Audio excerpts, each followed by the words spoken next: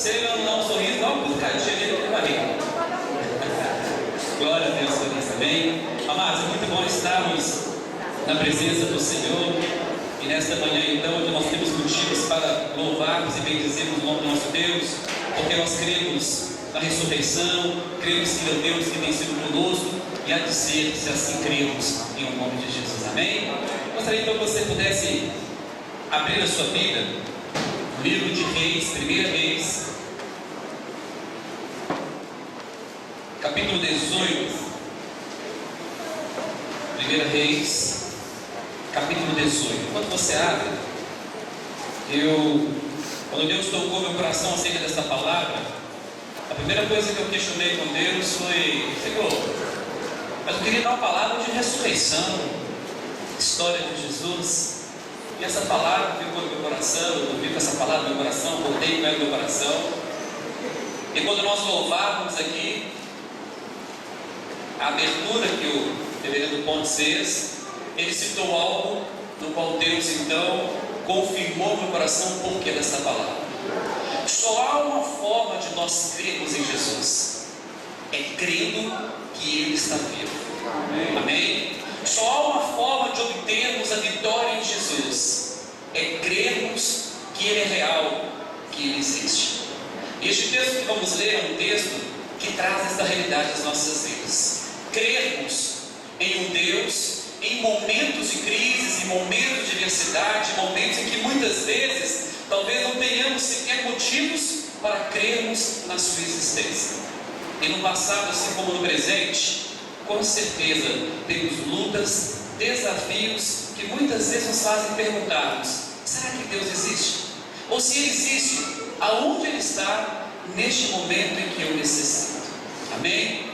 Coloque-se em pé então, e vamos ler então 1 Reis capítulo 18, o versículo 24. 1 Reis capítulo 18, versículo de número 24. Então, invocai o nome de vosso Deus, e eu invocarei o nome do Senhor, e há de ser que o Deus que responder por fogo, este é que é Deus.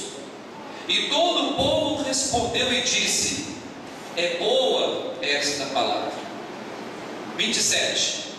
Ao meio-dia, Elias zombava deles, dizendo: clamai em altas vozes, porque Ele é Deus. Pode ser que esteja meditando ou atendendo a necessidades, ou de viagem, ou a dormir, e despertará. 29. Passado o meio-dia, profetizaram eles, até que a oferta de manjares se oferecesse. Porém, não houve voz, nem resposta, nem atenção alguma. 30. Então Elias disse a todo o povo: chegai-vos a mim. E todo o povo se chegou a ele. Elias restaurou o altar do Senhor, que estava em ruínas. Tomou 12 pedras, segundo o número das tribos dos filhos de Jacó, ao qual viera a palavra do Senhor, dizendo: Israel será o teu nome. Com aquelas pedras edificou o altar em nome do Senhor. Depois fez um rego em redor do altar, tão grande como para semear suas medidas e sementes. Então arrumou a lenha, dividiu o novilho em pedaços, pô-lo sobre a lenha, e disse: enchei de água 4 cântaros e derramai-a sobre o holocausto e sobre a lenha. Disse ainda: fazei-o segunda vez, e o fizeram. Disse mais: fazei-o terceira vez, e o fizeram terceira vez. De maneira que a água corria ao redor do altar. Ele encheu também de água o rego. No devido tempo, para se apresentar a oferta de manjares, aproximou-se o profeta Elias e disse: ó Senhor, Deus de Abraão, de Isaque e de Israel, fique hoje sabido que tu és Deus em Israel, e que eu sou teu servo, e que, segundo a tua palavra, fiz todas essas coisas. Amém? Feche seus olhos. Pai querido, eis aí, segura a tua palavra, que se renova cada dia em nossas vidas. Que nesta manhã, Senhor, tenhamos sobre nós verdadeiramente a revelação da tua palavra. Pois nós cremos que o Senhor é um Deus que fala, cremos que o Senhor é um Deus que vive no nosso meio. E é nessa certeza, Senhor, que nós queremos agora, em o nome de Teu Filho Jesus Cristo, colocar, ó Deus amado, as nossas vidas em Tuas mãos, para que o Senhor venha trazer sobre nós tudo aquilo que necessitamos, para cada dia mais termos a convicção de que o Senhor é o nosso Deus. E é nessa certeza, Senhor, que nós agora profetizamos este lugar, vida e vida e abundância. Em nome de Jesus Cristo, amém e amém. Poder sentar, amados. Aleluia, glória a Deus. Amados, eu creio que este texto não é nenhuma novidade para nenhum de nós, porque talvez este texto seja enquadrado como um dos textos mais desafiadores da história da Bíblia. Isso porque é um texto que fala sobre uma fé que talvez muitos de nós não temos vivido esta fé. Mas eu não quero falar nesta manhã sobre esta fé, e creio que este não é o propósito de Deus. O que eu gostaria que nós pudéssemos juntos compreendermos e alcançarmos esta manhã é o entendimento de que para crermos em Deus é necessário, em primeiro lugar, entendermos que Ele é real em nossas vidas, que Ele existe, que de fato Ele está presente em nosso meio. E por que eu chamo a atenção esta manhã para este detalhe? Porque é natural que nós tenhamos em alguns momentos atitudes de recorrermos às soluções que acreditamos ser as soluções para as nossas vidas.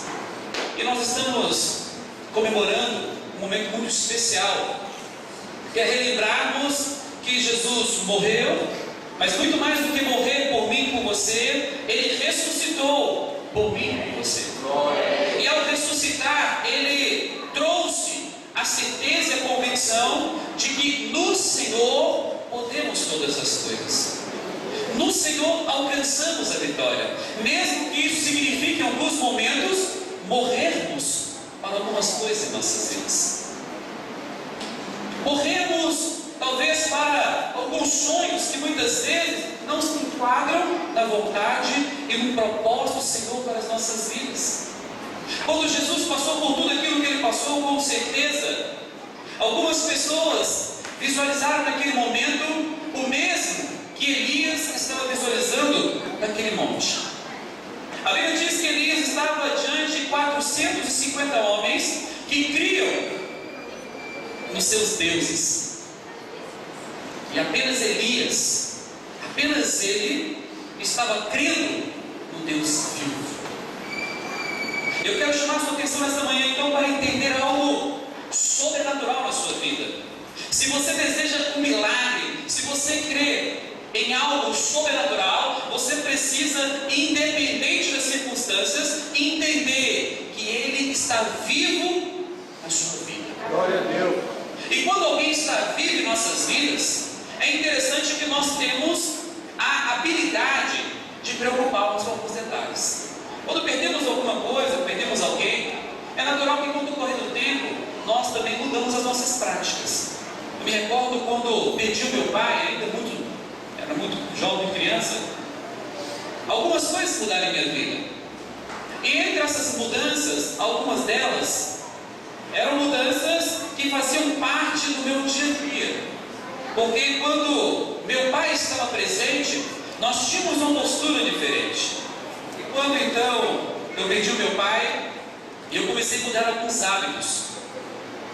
Uma sensação de liberdade, uma sensação de que agora eu podia, porque antes na presença dele eu não podia. E com o decorrer do tempo eu fui percebendo que aquilo não era liberdade, e sim uma necessidade, um desejo criado por mim de fazer aquilo que eu gostaria de fazer. E trazendo isso para o nosso contexto de vida dentro do cristianismo, quantas situações eu e você não estamos muitas vezes vivendo que nos impedem de vivermos de fato como poderíamos vivermos. Isso por quê? Porque criamos a ideia de que temos que ter posturas diante do Senhor. Criamos um mito de que para servir a Deus é necessário então termos alguma postura, como por exemplo, quando estamos dentro de um templo, creio eu que assim como eu, você tem tido algumas observações. Então você não procede de qualquer maneira dentro de um templo, porque você pensa o quê? Este lugar é a casa de Deus. E muitas vezes eu tive a oportunidade, exemplo que eu vou dar, de conhecer uma família em que quando eles estavam dentro do templo, eles não riam como riam quando estavam fora do templo. Quando estavam dentro do templo, eles não relacionavam com as pessoas, abraçando carinhosamente, como faziam isso fora do templo. E em determinado momento então eu perguntei, por que isso? E eles disseram, na casa do Senhor tem que ter respeito. E quantas vezes não fazemos da mesma forma? E eu perguntei para eles então, qual o problema em abraçar ou beijar alguém dentro de um templo? Creio eu que isso é uma maneira até mesmo de demonstrarmos o amor do Senhor. Mas na visão deles, dentro de um templo, isso não podia acontecer. Eu quero então pegar esse exemplo para trazer para este momento, para entendermos então que muitas vezes criamos alguns tabus, algumas regras. E assim como eu tenho o exemplo, quando eu estava na presença do meu pai, muitas vezes eu não fazia algumas coisas, não por respeito, mas por medo. Porque se eu não fizesse aquilo como ele havia me ensinado, eu poderia ser penalizado. E não era assim com os nossos pais antigamente? Bastava um olhar. E quantas vezes chegavam as visitas da minha casa, e aí nós se alegrávamos, porque sempre preparava uma mesa diferente, mas vinha ao mesmo tempo a tristeza. Por quê?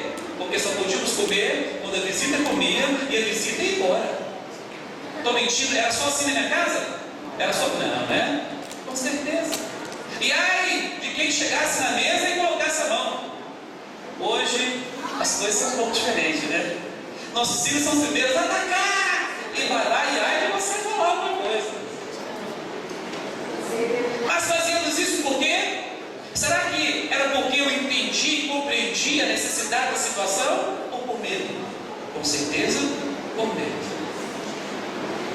Quero dizer para você nesta manhã, meu amado e minha amada, que você não pode ter medo de servir ao Senhor. Você não pode ter medo de relacionar-se com o Senhor. E isso é uma característica de quem acredita de que essas pessoas são vivas.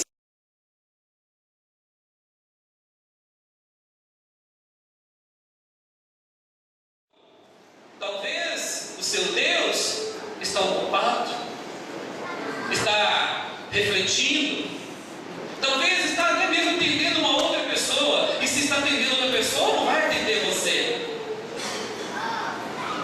E eu creio que isso foi possível porque aquele homem tinha certeza, Elias tinha certeza de que quando ele falaria com Deus, ele falaria e Deus ouviria.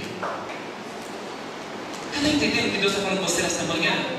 Você precisa entender, meu irmão, minha irmã, que quando você vai falar com Deus, você precisa entender que Ele vai ouvir. E isso só é possível se Ele estiver na sua vida, se Ele fizer parte do seu dia a dia, do seu cotidiano.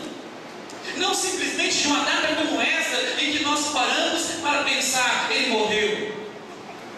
E algumas pessoas até hoje choram quando vê lá aquele filme Paixão de Cristo, né? Mas talvez o que falta em nós é chorarmos todos os dias por entendermos que Ele deu a vida, Ele sofreu por mim, Ele sofreu por você. Talvez o que está realmente faltando em nossa caminhada é entendermos que este evento, esse fato, não aconteceu em determinada data, mas aconteceu em todo o longo de nossa vida, porque o que Jesus fez foi para a eternidade. Quando cremos, quando acreditamos, quando aceitamos este Jesus em nossas vidas, não é para o momento. Eu tenho observado em nosso meio do cristianismo, quantas pessoas não têm mais experimentado essa certeza de que Ele está vivo, Ele ouve, Ele fala e pode todas as coisas. Aleluia! Assim como o testemunho do nosso irmão Eduardo, enquanto talvez estávamos no conforto do nosso lar, alegres, sorridentes, ele estava no leito de dor, mas algo estava acontecendo, e sabe por quê?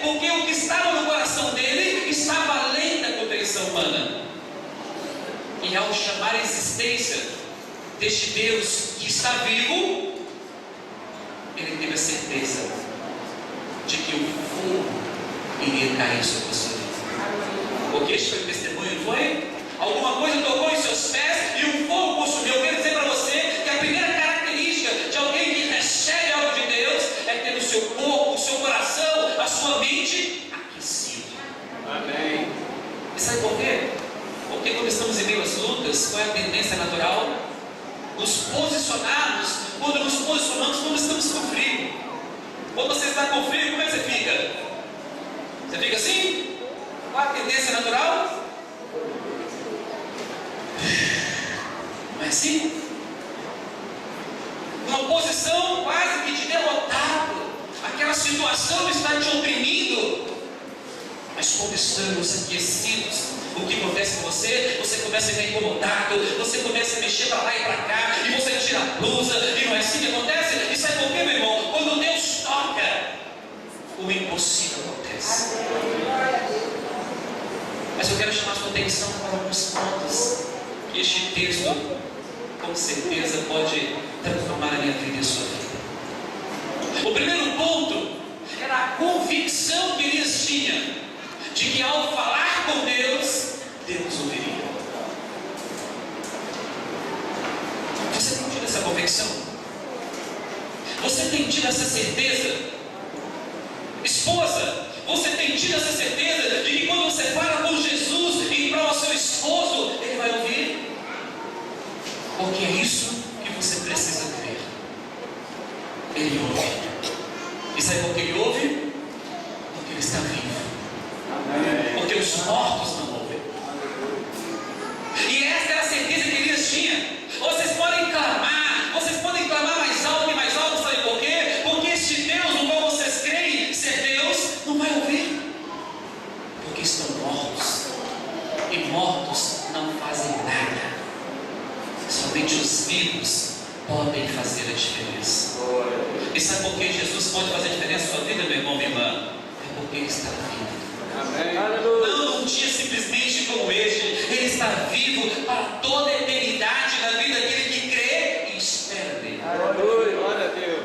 Mas essa convicção é para poucos, lamentavelmente. E sabe por quê?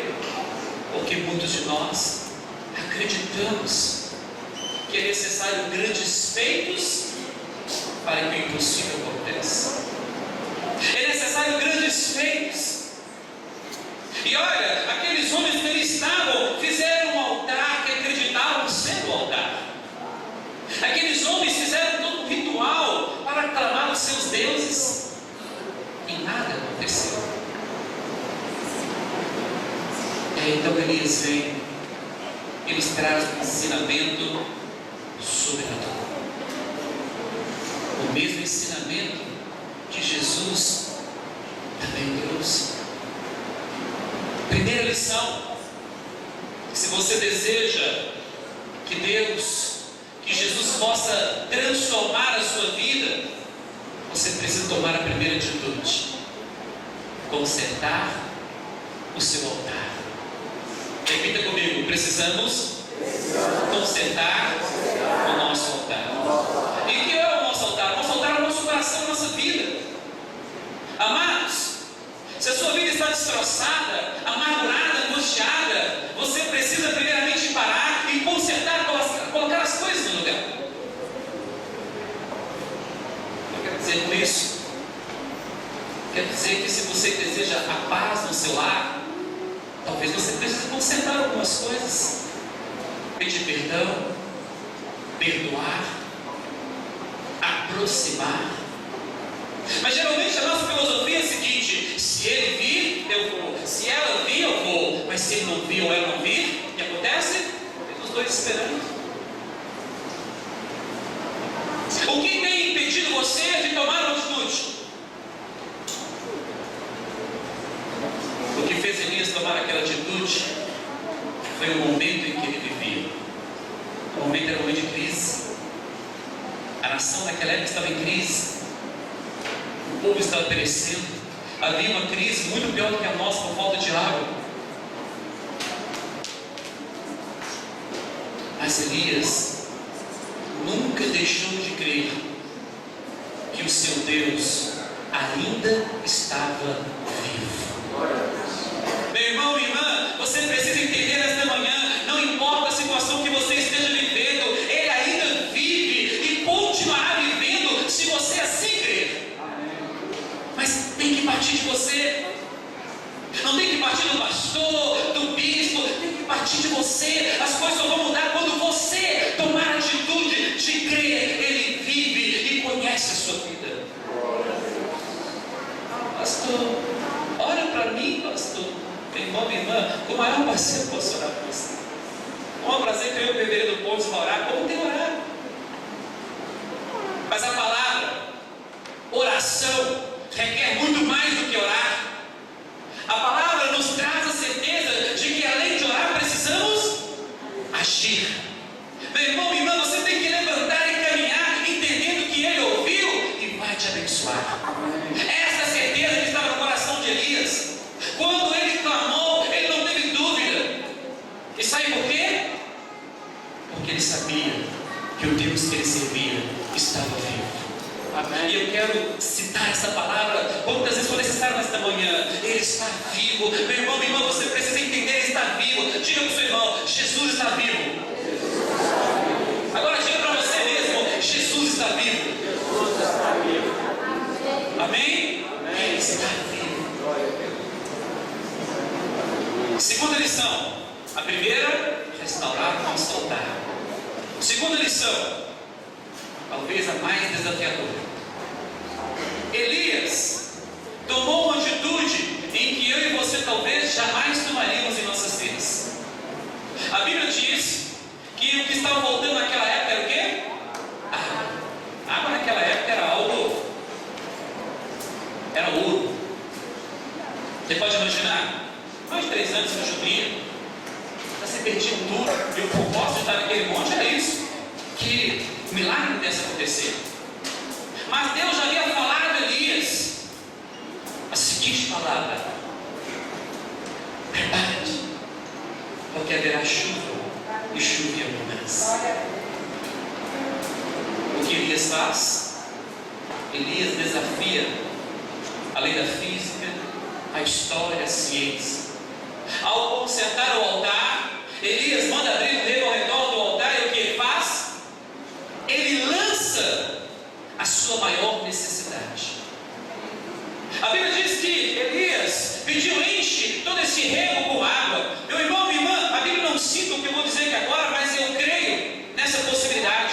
Talvez naquele exato momento, o restante, a única água que estava presente, que existia no meio dele, era aquela. E o que Elias faz? Aos olhos humanos, joga fora. Elias joga no seu altar restaurado aquilo que ele mais necessitava. Sabe o que significa isso para as nossas vidas, amados? Depois de você restaurar o seu altar, depois de você restaurar o seu coração, depois de você pedir perdão, depois de você reconhecer que você não é nada senão através dele, depois de você entender que você é limitado, limitada, depois de você consertar, você precisa lançar diante do Senhor a sua necessidade. Está entendendo o que Deus está falando com você? O que você precisa? É o perdão? Então, meu irmão, minha irmã, você precisa colocar o perdão diante de Deus. O que você precisa é um milagre na vida financeira, meu irmão, minha irmã. Então não seja mesquinho quando as coisas de Deus forem tocadas no seu coração. Talvez a semente que foi lançada e que fez a diferença naquele momento foi Elias lançar a sua necessidade.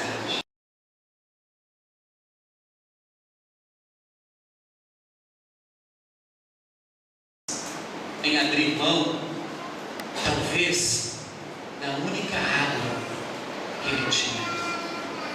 E sabe por que ele fez isso, meu irmão, minha irmã? Porque ele cria.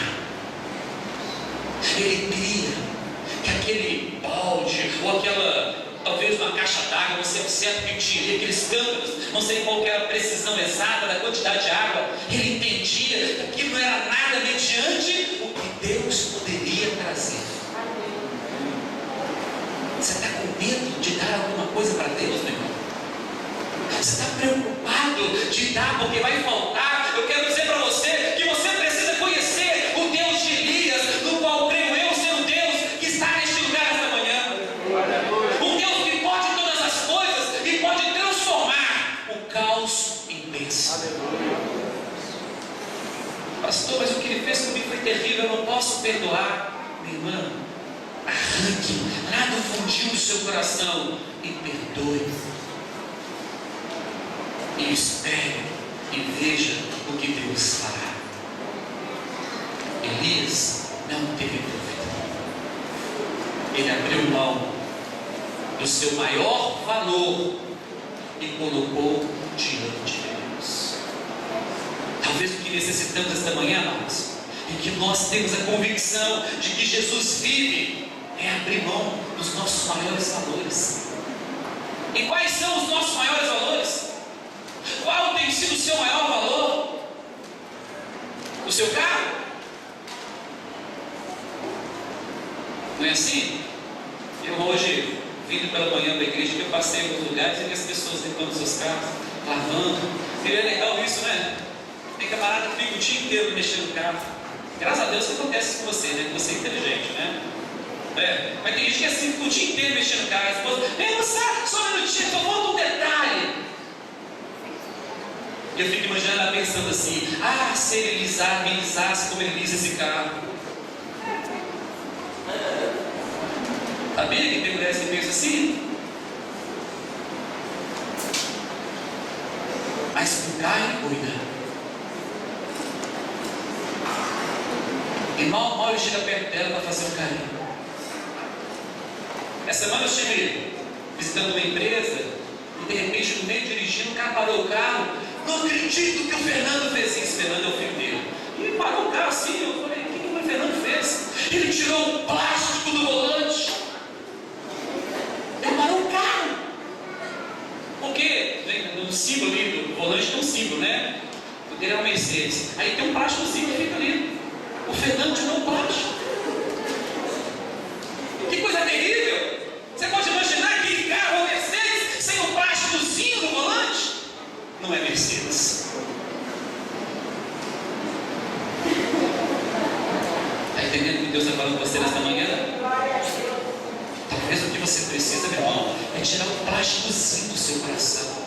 É tirar o plásticozinho da sua mente. É tirar o plásticozinho dos seus olhos. É tirar o plásticozinho que está diante de você, impedindo você de ser uma bênção na sua família, no seu trabalho, por causa de hábitos, costumes, falsos deuses que têm alimentado a sua fé. E por fim, naquele momento, Elias tomou uma atitude. Após restaurar o altar, após abrir mão e lançar a sua maior necessidade, Elias clama.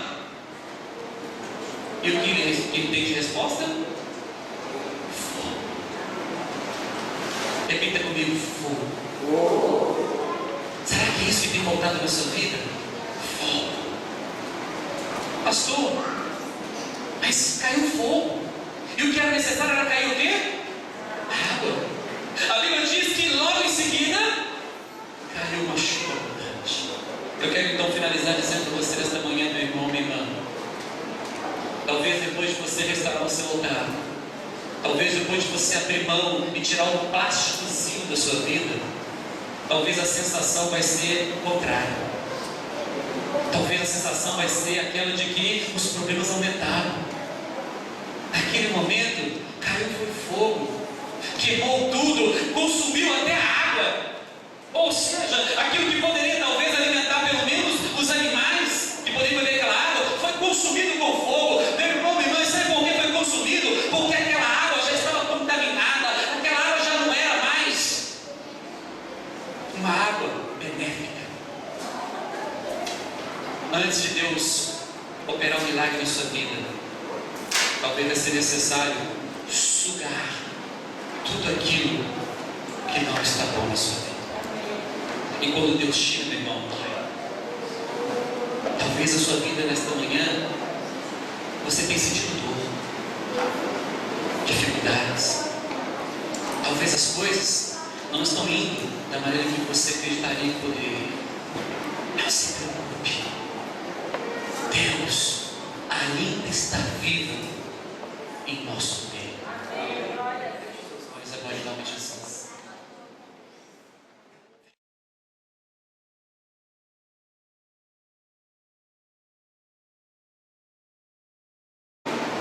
Porque ao comer do pão e do beber do cálice, você precisa entender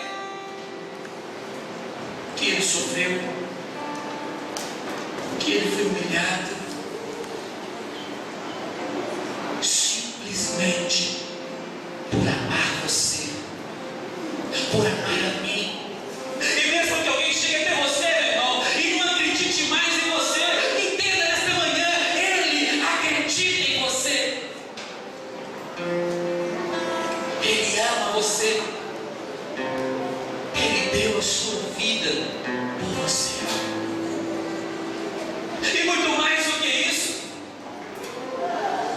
morreu em dor e ressurgiu em glória, para que você continuasse a ser vencedor, a ser vencedora. Por isso, nesta manhã, meu irmão, minha irmã, não aceite a derrota na sua vida. Elias lançou o que ele mais tinha de valor. E nessa manhã eu quero desafiar você, meu irmão, desafiar você, minha irmã, a lançar talvez aquilo que você tenha como o maior valor da sua vida. Abraão lançou Isaac. Você não precisa mais lançar a sua vida. Você precisa lançar simplesmente o seu entendimento, a sua crença de que Ele vive e Ele reina eternamente na sua vida. Pai querido, estamos aqui nesta manhã, em nome de Deus Jesus Cristo. Fale conosco, continue falando conosco. E neste momento, Senhor, em que a tua igreja aqui está, Senhor, eu quero pedir algo especial sobre cada vida que aqui está. Entendendo que o Senhor é um Deus que tudo sabe, tudo pode, tudo vê. Entendendo que o Senhor é um Deus que conhece cada um de nós, a nossa intimidade. Comece agora, Senhor, a falar aos nossos corações. Comece agora, Senhor, a quebrantar cada um de nós que aqui estamos, de maneira que possamos, sim, meu Deus, em nome de teu Filho Jesus Cristo, alcançarmos tudo aquilo que seja necessário, Senhor, para cada dia mais termos a nossa fé pautada no Deus que foi, é e sempre será o nosso Deus. Senhor, sabe todas essas coisas. Ó Pai, em nome de teu Filho Jesus Cristo, sonda agora os nossos corações. Essa palavra com Deus agora, meu irmão. Essa palavra com Deus agora. Comece a se preparar.